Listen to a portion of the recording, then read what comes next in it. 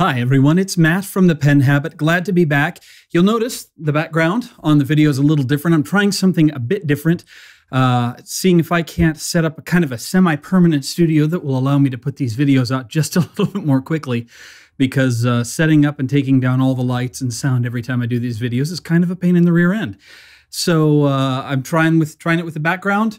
We'll see how it works, and it's not quite as homey and floral as my old dining room, but figure I'd give it a try. See how this works out. All right. Well, it's been a couple weeks since my last video, and the main reason for that has been because, as I've mentioned before, I've been out of pens. So I have now received a new pen, and I would like to thank Ron at the Pen Chalet for providing the pen for today's review. This is a review of the Monteverde Impressa. And if you will excuse the cheesy pun, I am very impressa with this pen. I have no idea what accent that's supposed to be. It's a very, very nice pen. I'm very impressed with this pen. So let's go ahead and dive into the specs first. So, well, actually, before we do the specs, let me give you a tour of the pen. So swap over the close-up cam here. All right. So what makes the Impressa, there's a couple things that make the Impressa kind of interesting. First of all, it's an all metal body pen, which I like a lot. But the top of the pen is square, and then the pen goes from kind of the square profile to a totally round profile on the bottom. So you get this really neat, very sleek, modern look to the pen. I've not seen another pen that's quite like it. It comes in a variety of colors. This is the gunmetal and red pen, and I have to say I just really like this color combination. When I saw the pictures of these pens online, they were quite they didn't seem as shiny as they actually are, but this pen is very, very shiny. It's got kind of a mirror finish on it, so that's one thing to keep in mind. These are very shiny pens. As I mentioned, the whole thing is a metal body. The clip is a metal, and it's not spring-loaded, but it does have a fair bit of give. It doesn't feel like it would hold really, really tightly, but it's a nice design. Fits into a pocket, not too much difficulty. Back of the cap says Monteverde USA Impressa, and then they've got the red. It's the top of the cap here, all the way down the clip, around the ring there, and the end of the barrel is all in that red color. It's a friction fit cap. So it's got a metal section, again, in that same really nifty gunmetal finish. It's got a black Monteverde nib. This is a medium nib. Standard plastic feed. Mine has a little 8 in there. I've always wondered what that is, what that number is. I suspect it's probably, you know, the number of which one when they injection mold these things, which is, I suspect, how they make them. You know, there's probably 8 or 12 in a mold, whatever it is, and they're numbered. That's just my guess. You know, Brian Goulet said he didn't seem to, in one of his recent videos, that it didn't seem to have any special significance, and I suspect it doesn't. But in any case, the section is completely round and does narrow down just a little bit toward the end. There is a decent sized step up between the section and the barrel. It's not as smooth as I would like, but the reason for that is so that it can have a very smooth transition between the cap and the barrel. It is a cartridge converter pen, and it comes with a converter, which is what's in this pen now, and I've already got it pre-inked, kind of, and as is often the case with Monteverde pens, in fact, always the case as far as I know, it comes with a blue cartridge and a black cartridge. It takes standard international cartridges and converters. The one thing I will point out about this converter, it sits securely, but because the back of the barrel is so narrow, it kind of clinks around in there. So I don't know if you can. I don't know if you can hear that, but there's kind of clinking around on the inside of the pen. That can be a little bothersome. It's not a huge deal, but it's just one thing to be aware of. I have to say, overall, the look of this pen belies the fact that it is a $40 pen in the US, 40 US dollars. This is a really, really nice pen for not very much money, and I'm quite impressed with this so far. Let's go through the specs a little bit. It's 139 millimeters in length. With the cap off, it's 128 millimeters, so it does fit in the hand quite comfortably. Don't seem to have any problems with it there. Standard number 6 size nib, so if for some reason you needed or wanted to swap out the nib, you could. I don't know who makes Monteverde's nibs or if they do it in-house, but it does look like a pretty standard number 6 size nib, and we'll get to the nib in the writing sample. The pen is postable, and it is 153 millimeters. It's got some good heft to it when it's posted, and depending on how small your hand is, it could feel a little back heavy, but for the most part, for me, it's not too bad on the back heavy. And I actually, it's not posted, it's 153 millimeters, so it's not ridiculously long when posted. So if you're one of those people who likes to post your pen, this should actually work for you pretty well. The section goes between 9.5 and 10.5 millimeters, so it's not the narrowest section in the world, but it's no Mont Blanc 149 with a 13.5 millimeter section. So this is just a tiny touch narrower than I generally like, but I used this to write a 5-page letter last night. Had no problems with it, no cramping, any of that kind of thing. The barrel is about 12.5 millimeters at its widest point, which is right down here by the end, or by where the cap comes in. And this pen is, as a metal-bodied pen, as you'd expect with a metal-bodied pen, it's a little on the heavier side. So it is 26 millimeters without the cap and 42 with the cap. So a few of the things I really like about this pen, oh, didn't mean to hit the microphone there. A few of the things I really like about this pen, it's got just a great and very unique look. Comes in a variety of colors, but when I was looking at them, this gunmetal and red combination is slick. As I posted on Reddit the other day, it's sexy as hell. This is a sexy pen, and I like that a lot.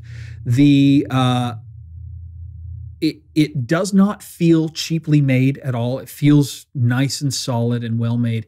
I will say that the cap, the friction fit cap, it clicks into place nicely. It comes off a little more easily than I would like. This is one I would be a little hesitant to put in my jeans pocket, not because I'm afraid that it would come undone, because it doesn't take a lot of force to pull the cap off, which in many ways is good. If you're going to be writing a lot, having a cap that's fairly easy to take off, but it just doesn't feel super secure there. Other than that, man, it's just a nice pen, and it writes beautifully. I have one other Monteverde pen. This is a brand I haven't had a lot of experience with. My earlier pen is the Monteverde Invincia Deluxe Nighthawk. It's the matte finish carbon fiber pen. I did a video. It's one of the very first videos I did. And I like that pen a lot. I'd gotten that with the 1.1 millimeter stub nib, and I got this one with the medium nib, which is my preferred nib type. And man, nice nib on this pen. So let's go ahead. I'm going to go do a bit of a writing sample, show you what it's all about, and then we'll wrap up. So here we go. All right. So we are using the Monteverde Impressa with a medium steel nib.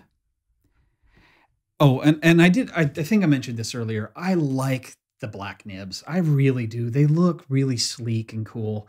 And on this pen, it is absolute must, in my opinion. You have to have a black nib on this pen, because having a silver nib would just not work with this gunmetal color. Anyway, the ink for, I'm going to zoom in just a touch here.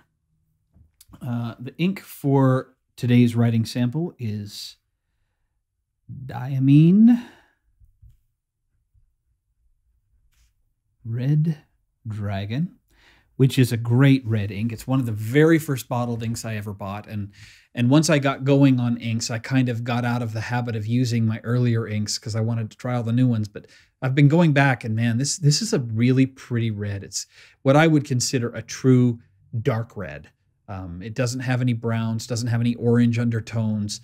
It's just red, not purple, not bluish tints. It's just red, which I like a lot. Okay. And the paper, as is always the case, is a Rhodia dot pad. And to honor the ink of choice today, a little quote here.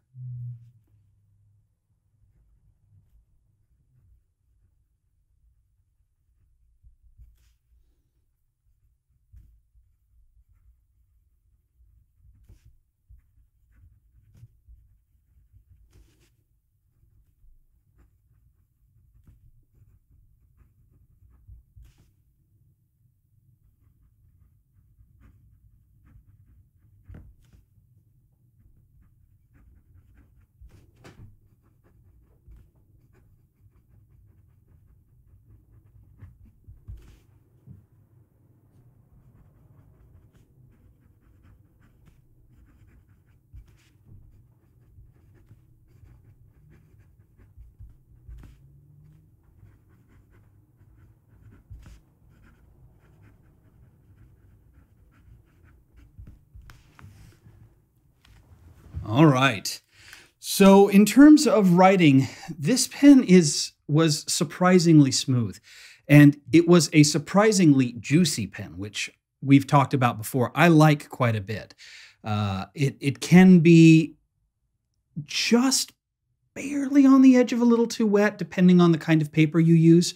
So if you're the kind of person who has to use standard writing notebooks or less expensive writing paper, that sort of thing, I might suggest going with a slightly finer nib, with a fine or an extra fine. But the medium for me was just perfect. So in fact, in terms of wetness,